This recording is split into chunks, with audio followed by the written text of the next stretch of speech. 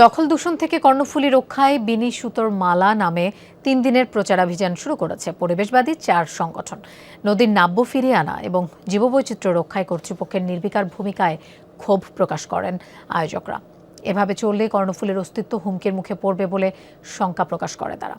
Shea butter, aloe vera ও vitamin E সমৃদ্ধ lily beauty soap.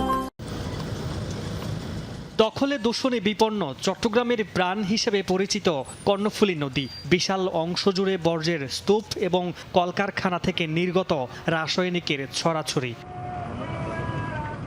নির্বিচারে দখল দূষণ বন্ধে গণসচেতনতা তৈরির অংশ হিসেবে বিনি সুতার মালা নামে ৩ দিন ব্যাপী প্রচার অভিযান শুরু করেছে পরিবেশবাদী 4টি সংগঠন। অভয়মিত্র ঘাট থেকে রাঙ্গুনিয়ার বেতাগী ঘাট পর্যন্ত চলবে এই অভিযান। প্রশাসন যদি নদী দখল করে স্থাপনা করে মানুষ যাবে কোথায়? এই জন্য আমরা সবগুলো তুলে নদীকে, কর্ণফুলী নদীকে তার আগের জায়গায় ফিরিয়ে নিতে যাচ্ছি। মানুষকে সচেতন করার জন্য নদী এবং আমাদের খাল জলাশয় ব্যবহারে যাতে আমরা একটু সচেতন হই, এগুলিকে ধ্বংস না করি, দখল না করি, প্লাস্টিক ফেলে জীববৈচিত্র্য ধ্বংস না করি। কর্ণফুলীর নাব্য ফিরিয়ে আনা এবং জীববৈচিত্র্য রক্ষায় সংশ্লিষ্ট কর্তৃপক্ষের নির্বিকার ভূমিকায় ক্ষোভ প্রকাশ করেন কর্মসূচিতে অংশগ্রহণকারীরা।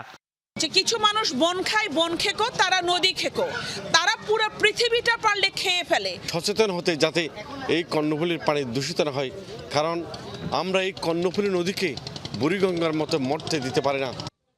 অবৈধ সমিতির নামে দখলবাজি বন্ধ এবং পেশাদার মাছিদেরকে ঘাট ইজারা দেওয়ার দাবি করেন সাম্পান মাছিরা। আমাদের সাম্পান মাঝিদেরকে একটু রক্ষা করুন, সাম্পান মাঝিদেরকে ঘাট ইজারা দিয়ে এবং সাম্পান মাঝিদের জীবিকা নির্বাহ করার জন্য সুযোগ করে দেন। নদীটা ছিল ওখানে মূলত নদীটা ছিল। এখানে বর্তে আমাদের এখানে আপনারা দেখছেন যে আমাদের এই ছালি কয়টা বানাইতে হচ্ছে, এখানে ড্রেজিং হচ্ছে প্রতিনিয়ত। নদী যত ছোট হচ্ছে তত আমাদের এই স্রোতটা বাড়তেছে, জাহাজ চলবে ইয়ার জন্য আমাদের অসুবিধা হচ্ছে, যাত্রী পারাপারের জন্য বেশি অসুবিধা হচ্ছে। মামুনুর রশিদ, যমুনা নিউজ, চট্টগ্রাম।